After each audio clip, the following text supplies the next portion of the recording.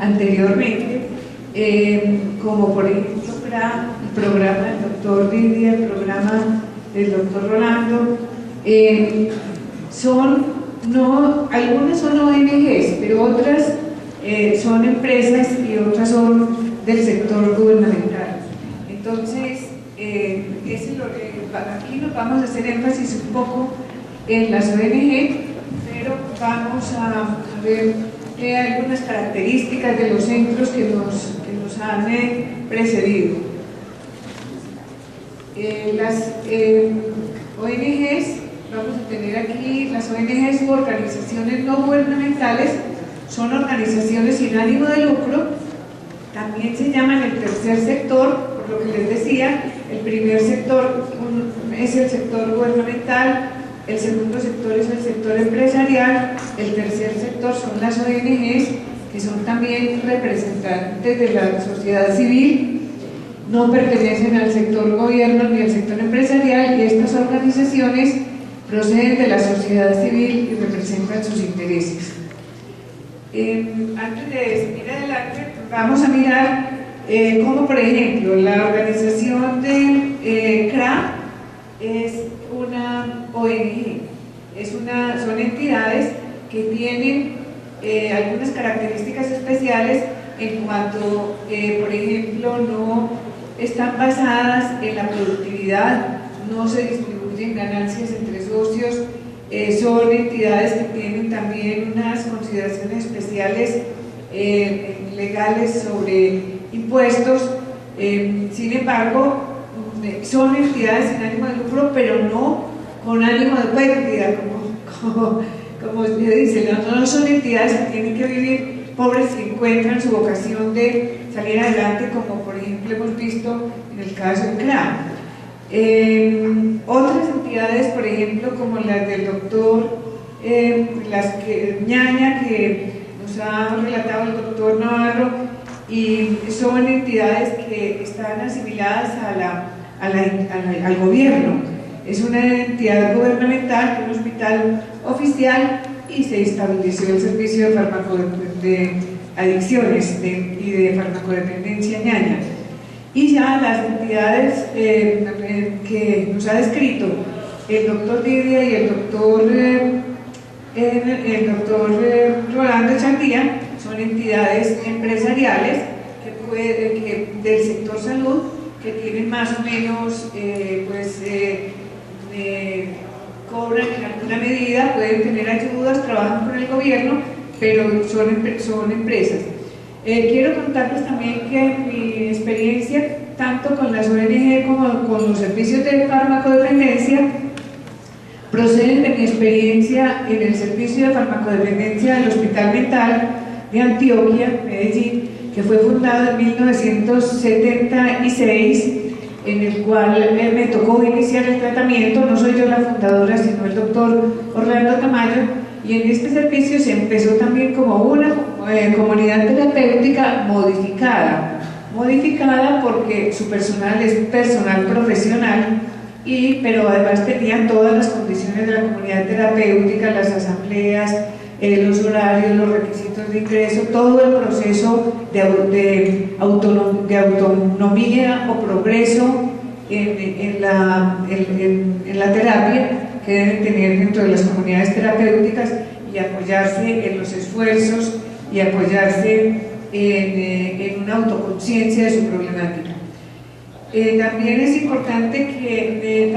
y respecto a las ONG, esta entidad es una entidad gubernamental también, de un hospital mental del Estado, y allí fue uno de los primeros, podríamos decir que fue la primera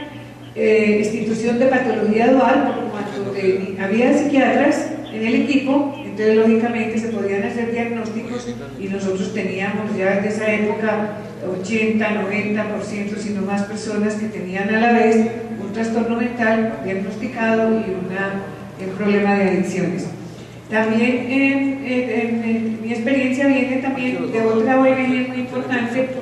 que es Surgir. Surgir es la Corporación Colombiana para la Prevención del Alcoholismo y la Farmacodependencia, de la cual sí soy fundadora también, Y esta entidad se ha hecho para trabajar básicamente en programas de prevención. Ha tenido, lógicamente todas las implicaciones de una ONG, o sea, que tienen unas características de trabajo, de poder vincular personal voluntario. Ahora vamos a ver aquí las financiaciones, de recibir ayudas, que realmente no son muchas, pero por lo menos también pueden contratar con el Estado y pueden recibir ayudas internacionales. Y entonces esta es un ejemplo pues, de una ONG que se ha desenvuelto, que hay otras en Latinoamérica y que son los representantes de la sociedad civil, que digamos que son los ciudadanos del común, los ciudadanos que no tienen un cargo oficial y los ciudadanos que no tienen una empresa.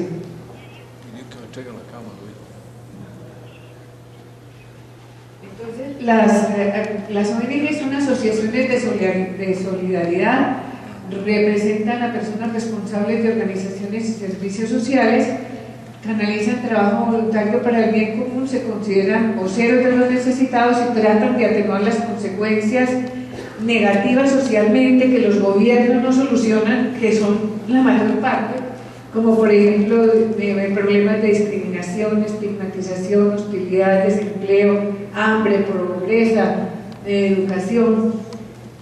Las ONGs surgen desde mucho tiempo atrás y surgían antes como instituciones de caridad. Algunas se han dedicado a toda clase de sectores, al sector salud, se puede dirigir al sector educativo, se puede dirigir a trabajar con personas de la calle. Son de muchísimas orientaciones y han surgido muchísimas en los últimos años. Lo ideal es que haya una sociedad, el ideal implícito y explícito de la mayor parte de esas sociedades es que crear una sociedad de todos y para todos, donde nadie sea sometido a condiciones difíciles, problemas de derechos humanos o sufrimientos personales. Las ONG corresponden a una sensibilidad social donde otro mundo puede ser posible que no el de venir a sufrir. En las reuniones sobre el papel de la sociedad civil en la Unión Europea ha nacido la idea de la inclusión social. La inclusión social, la teoría es que el sistema económico capitalista y aún no capitalista, de todas maneras, crea personas excluidas, personas que de alguna manera no se integran en los estándares de la sociedad moderna, y que eso no es toda su culpa. La culpa de los excluidos y los adictos son, la mayor parte, en mucha parte, son excluidos por excelencia y tienen muchísimas más dificultades para reintegrarse a la corriente del mundo, a la corriente de necesidades y de exigencias que hay en el mundo. Incluso hasta hace muy poco la mujer y los homosexuales, digamos, eran personas excluidas, y los discapacitados, y ahora la tendencia es a ir trabajando pues con los temas de inclusión. Por lo tanto, pues el tercer sector, o cuando hablo de tercer sector, ONGs o sociedad civil, es algo similar. Desde los años 90 se ha producido un aumento extraordinario de estas organizaciones, y que ya, como mencioné, se refieren a muchos sectores, varían en función de las propuestas de trabajo, pero en general todas estas prestan servicios, ejercen la sensibilización política respecto a un tema específico, y trabajan en la educación, en salud, en todos los sectores. Y algunos voceros del tercer sector y de las ONG dicen que el tercer sector debería avanzar en un discurso colectivo para poder generar propuestas de articulación social de futuro. Me parece, es decir, los pobres y las personas en dificultades que se quedan marginadas y excluidas han existido así desde tiempos atrás, de toda la vida. Sin embargo, en los últimos años, y aún en las sociedades pues, ideales de bienestar, parece que el proceso de generación de riqueza y la no distribución equitativa ha producido una fractura social sin antecedentes. La distribución de la riqueza ha cambiado de modo que no hay una clase media fuerte, sino que esta está cada vez más alejada de la clase pudiente. Para solucionar lo anterior, en Europa se creó el Estado de Bienestar Europeo, es decir, se han propuesto diferentes tipos de soluciones para esta situación distinta pues, a la sociedad socialista, o por lo menos solucionar los problemas del mundo dentro de un mundo capitalista, digamos así. Y dentro de esto pues apareció el modelo social europeo,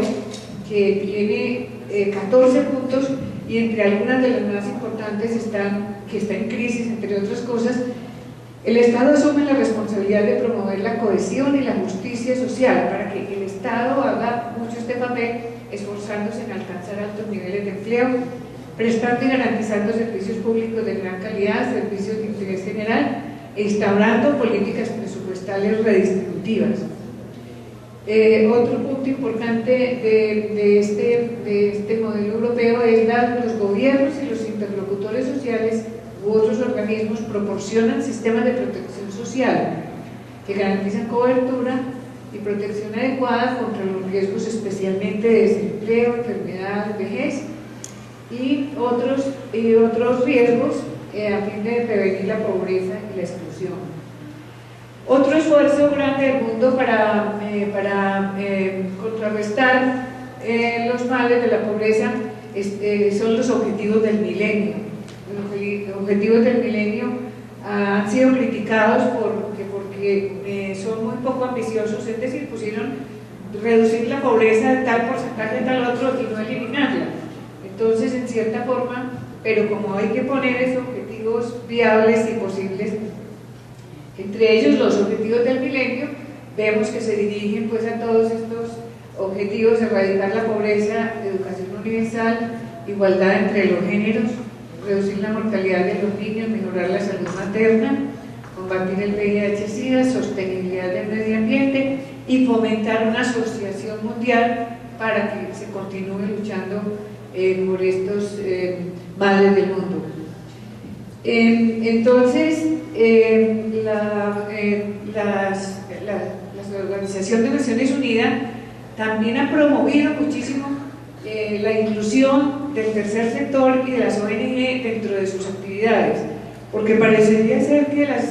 estas organizaciones internacionales fueran como quien dice sectores gubernamentales y trabajan muy tangencialmente con las ONG. Entonces ahora existe una política para que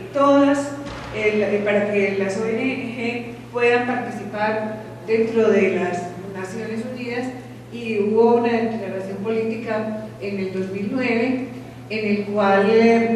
dan normas y declaraciones para que sea incluido las ONG y poblaciones afectadas deben participar en los programas de drogas, deben ser invitados representantes de estas ONG en las reuniones de Naciones Unidas, los gobiernos deben consultar. Ustedes, esto también dentro de las políticas de participación social, como los gobiernos, hay algunos países en los que no puede aprobarse una ley sin que haya unas consultas populares, y para eso se utilizan los representantes de la sociedad civil. En fin, son una serie de políticas para poder incluirlas, y tenemos aquí que ya lo dijimos en un principio, las ONG han tenido pues un papel muy preponderante en las adicciones, y prácticamente los primeros tratamientos en adicciones los han asumido las ONG. Las comunidades terapéuticas son generalmente ONGs, desde las más pobres y desde las más empíricas y desde las que asumen conceptualizaciones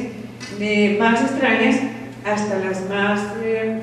más científicas y más terapéuticas, pero acogen la gente con problemas. Y anteriormente se tenían, como vemos, unos criterios de inclusión y de exclusión, pero ahora ya esos criterios de inclusión han ido disminuyendo, como ustedes han podido oír, con los programas de reducción de daño. Dentro de estas ONGs también están las asociaciones de profesionales, de las cuales ha habido varias en Latinoamérica, y entre las cuales, entre ellas hay el PAD, que pertenecimos a ellas, y también está ALAD, la Asociación Latinoamericana de Adiccionología, y Surgir. También ya mencionamos esto de las financiaciones de las ONGs con autofinanciación, como por ejemplo prestando servicios, donaciones privadas, ayudas externas de países donantes, en contratos con el gobierno y trabajo voluntario. Aquí teníamos sobre las financiaciones de las ONG externas, y esto AOD quiere decir Ayuda Oficial al Desarrollo. Los principales países donantes para Latinoamérica están Estados Unidos, lo sigue Alemania, Francia, el Reino Unido, y luego pues casi todos son países europeos los que estaban dando donaciones. Con la crisis europea y con la tendencia a disminuir las ayudas, Latinoamérica, y con el mejoramiento del nivel de vida en Latinoamérica está por políticas entre los países donantes de no países prioritarios, entonces disminuyeron muchísimo las donaciones. Y aquí vemos cómo los principales países que reciben donaciones son África, Asia y Latinoamérica recibe pues un porcentaje muy bajo de ayudas, pero aún con ese nivel bajo de ayudas son ayudas muy importantes esos porcentajes. Y Latinoamérica recibe ayudas principalmente son de Estados Unidos. Entonces son principalmente Estados Unidos, y el país que recibe más ayudas para el desarrollo, que así le pusieron ese nombre, es el Plan Colombia. Por eso, y hay otros países pues, de Latinoamérica que también reciben más ayudas, pero de todas maneras, el país que más ayudas nos da es España, es decir, más ayudas de su presupuesto para ayuda externa. España da el 29,5% de todo su presupuesto para ayuda externa a Latinoamérica. O sea que tenemos aquí unos representantes que han sido también muy generosos con nosotros, y agradecer a España pues ese papel. También tenemos Canadá, Luxemburgo, Estados Unidos, a pesar de que es el principal donante para Latinoamérica, solamente aporta el 9,7%, pongamos el 10% de su presupuesto para América Latina, y el otro prácticamente se lo da a países, y entre esas ayudas incluyen las de los apoyos a las guerras. En todo caso, son importantes también los criterios de las ayudas. Algunas ayudas las dan más con criterio político que de necesidad. Entonces, vamos aquí que en un marco en el que el desarrollo entendido como derecho de los pueblos, las desigualdades, inequidades y pobreza no pertenecen a un país específico, son problemas globales, la solidaridad entre las naciones. Es decir, en vez de ser países receptores de las donaciones, cada país nuestro se debe convertir más bien en una corresponsabilidad en el que haya aportes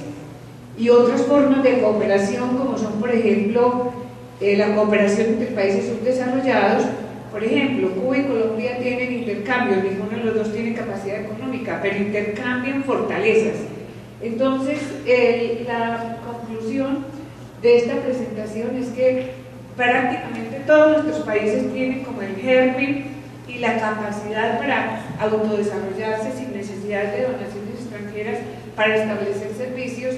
y para poder resolver pues, nuestros problemas de salud, de pobreza y otros. Bueno, muchas gracias, dejemos acá.